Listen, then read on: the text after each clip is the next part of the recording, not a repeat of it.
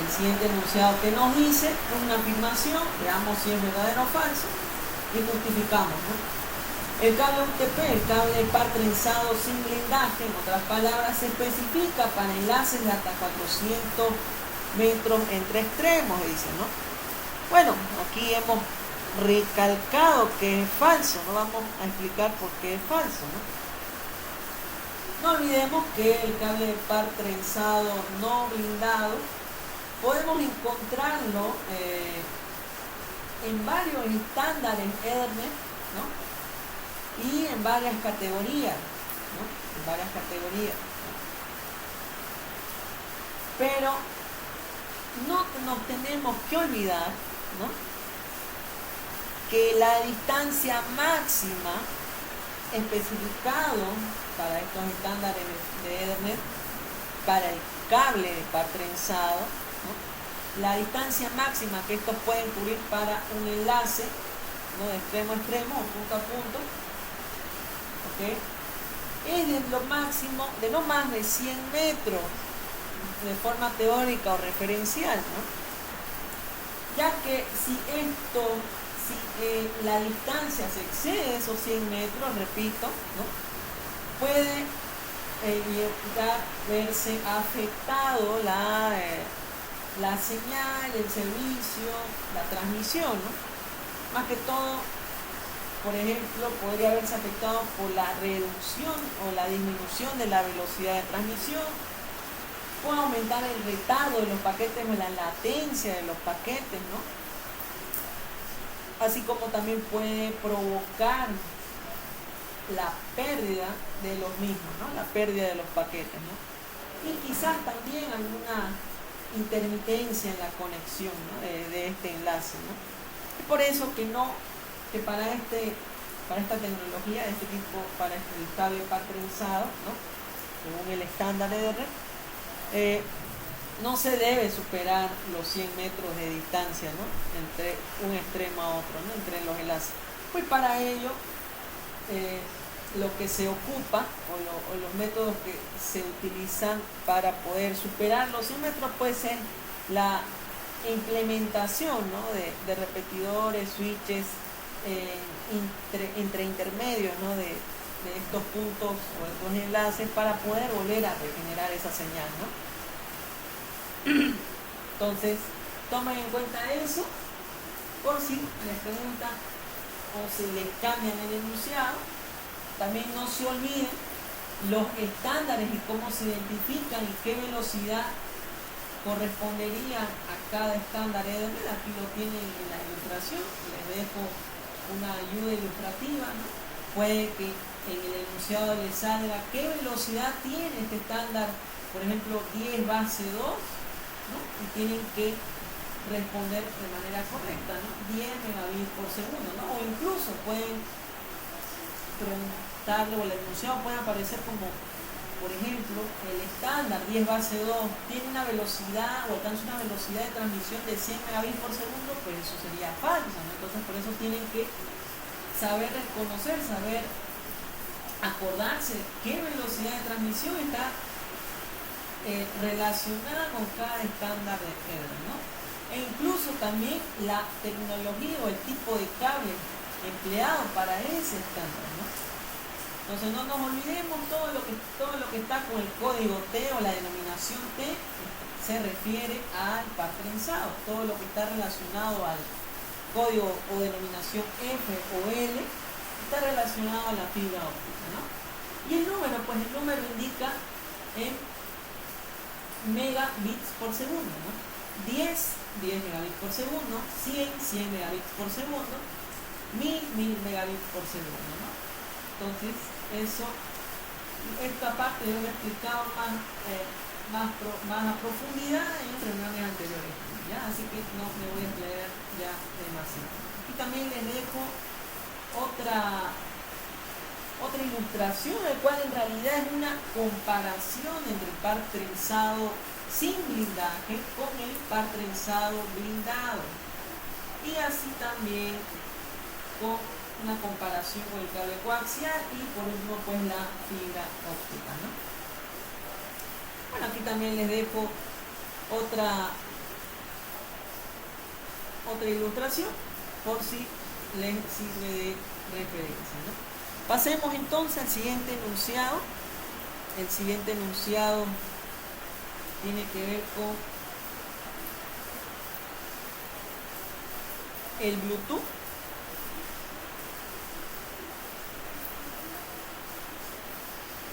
¿Qué tenemos en el enunciado? En la afirmación dice Bluetooth pertenece a la categoría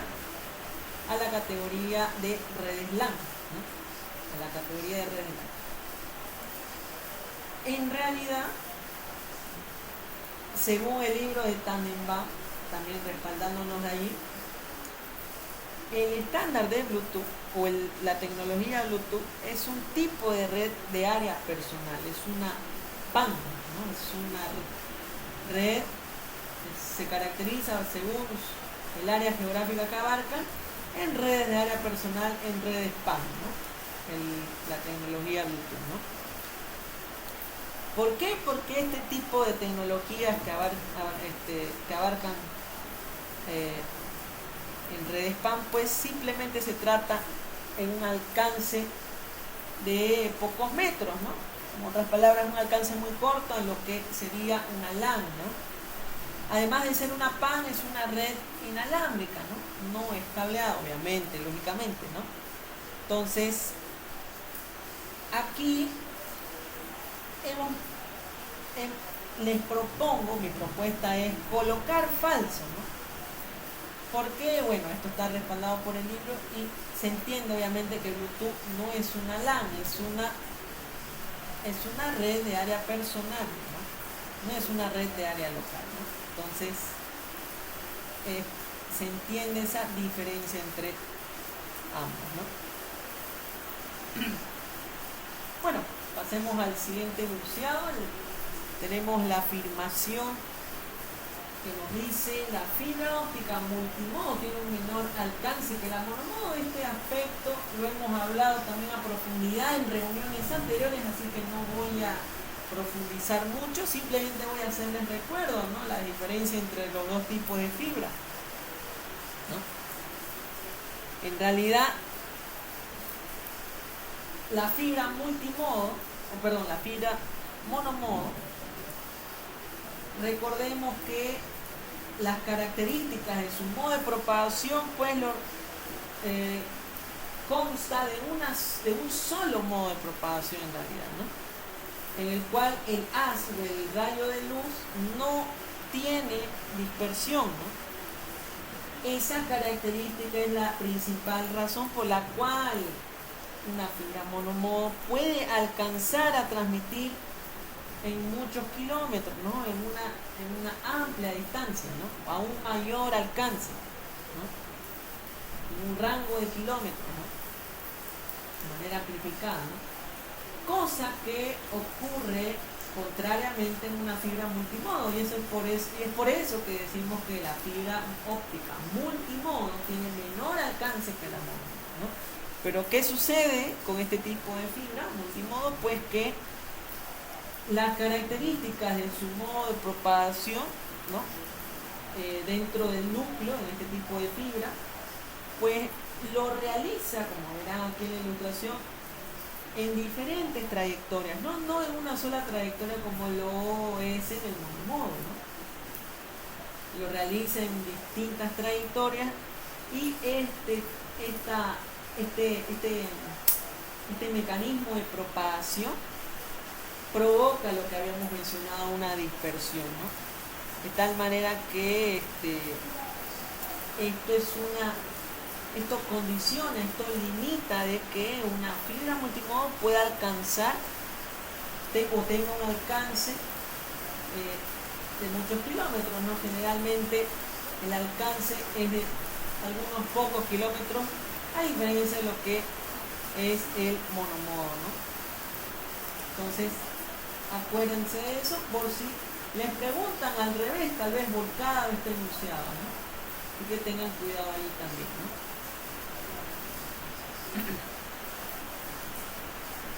Bueno, tenemos el siguiente enunciado. Dice: los cables de par trenzado sin blindaje UTP de categoría 5 se especifican, ¿no?, para redes de área local, para redes LAN de 10 megabits por segundo y de 100 megabits por segundo, ¿no?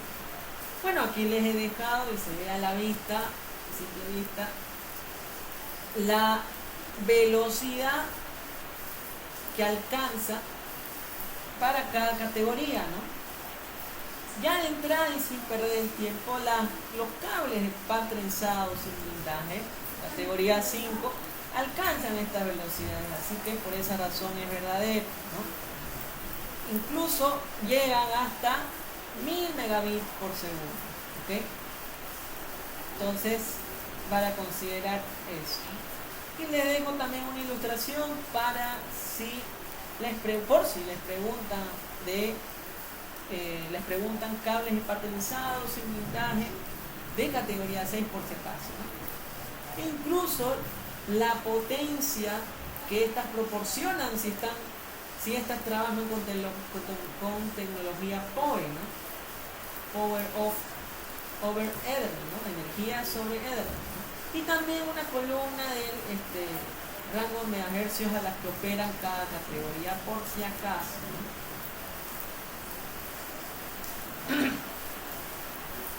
Tenemos el siguiente enunciado. Dice, una trama está conformada por un encabezado, carga útil y el CDC, ¿no? El CDC. Esto lo vamos a confirmar, o esta afirmación la vamos a considerar como verdadera, ¿no? ¿Pero por qué como verdadero? También esto está relacionado con la trama Ethernet en realidad, ¿no? Esto lo hemos hablado a profundidad en reuniones anteriores, así que tampoco no me voy a explayar mucho, ya que hablar sobre la trama Ethernet pues llevaría más tiempo. De todas maneras me voy a ir al grano. No nos olvidemos, ¿no?, que cuando hablamos de una trama Ethernet es la unidad de datos de protocolo a nivel de capa 2, a nivel de capa de enlaces, ¿no? El modelo OSI o capa de enlaces o de acceso a la red del modelo TCP/IP, ¿no? Ahora, esta trama, ¿okay?, se compone de estas tres partes, en realidad: encabezado o el preámbulo, perdón, en principio es el preámbulo, ¿no? El preámbulo, además de otros dos campos más contenidos en el encabezado, que sería la dirección física de origen y destino, la dirección MAC, ¿no? Así como también campos de tipo y control dentro de esta parte o de este header o encabezado en español, ¿no? La carga útil en una trama Ethernet vendría a ser representada por los datos, ¿no? En otras palabras, dentro de los datos está contenido la unidad de datos protocolo de la capa superior. En este caso apuntamos a la capa 3, el paquete, ¿no? La unidad de datos de protocolo a nivel 3, ¿no?, del modelo o de la capa de red, ¿no? Y bueno, tenemos por último el CDC, ¿no? El CDC está contenido en lo que llamamos nosotros el tráiler, ¿no? Este tráiler vamos a encontrar campos para poder detectar o corregir los errores, ¿no?, de la trama, ¿no? Para ese el fin, ¿no? Generalmente aquí podemos encontrar mecanismos como CDC o mecanismos como FCS, ¿no?, que en español vendría a ser secuencia de verificación de trama, o código de redundancia cíclica, en este caso CDC, ¿no? Entonces, es de esa manera en cómo está conformada o agrupada los diferentes campos de la trama, ¿no? Encabezado, carga útil o datos, en inglés payload, ¿no?, y el trailer, ¿no?, donde van a estar los mecanismos, los campos que ofrecen mecanismos de detección de errores, ¿no? No se olviden de eso, por favor, por si les preguntan con enunciado cambiado, ¿no? Tenemos la siguiente afirmación. Dice, en una WAN, la subred está constituida, ¿no?, por switches y líneas de transmisión. Bueno, este enunciado está totalmente basado en un aspecto en el libro del Tannenbaum, y aquí se los dejo para los que lo lean con calma. Según y en base, respaldándonos del libro, vamos a decir que este enunciado es verdadero, ¿no? ¿Pero por qué? Para hacerles un resumen breve, o darles contexto breve de por qué afirmamos este enunciado, pues en realidad cuando se refiere a una WAN, dice la subred está constituida por switches y líneas de transmisión, en realidad estas vendrían a ser las dos partes principales en una WAN, ¿no? Cuando hablamos de líneas de transmisión, pues se refiere a los enlaces físicos que van a transportar los datos, ¿no? En realidad estas a través de tecnologías de cobre, fibra, ¿no? Satélite, radiofrecuencia, etcétera, ¿no?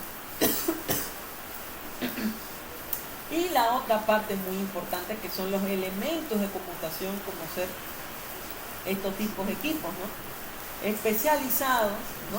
Para poder enrutar este tráfico, ¿no? Y decidir hacia dónde se van a reenviar los paquetes, ¿no? En realidad no se van a confundir.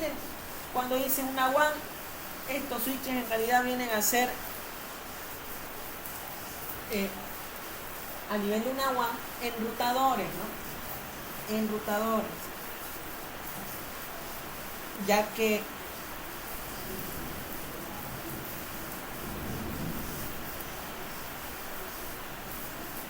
lo que vendría a ser, si lo comparamos en una LAN, ¿no? Esta tarea en una LAN vendría a ser cumplida por un switch de capa 2, ¿no? Pero en una WAN esta tarea está siendo cumplida por un enrutador, ¿no? En otras palabras, por eso se dice que en una LAN es un switch, en una WAN es un router, ¿no? Y aquí el mismo libro lo respalda, ¿no? Sino que antes se mencionaba un término, switches de conmutación de paquetes, ¿no?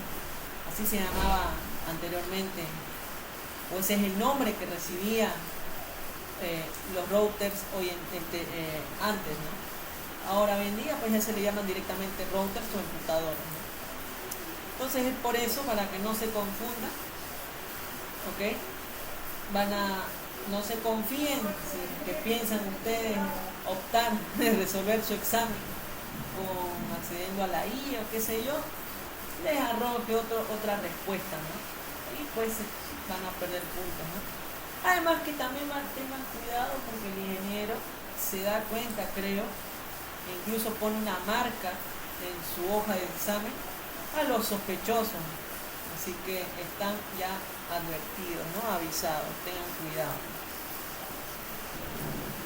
Seguimos entonces.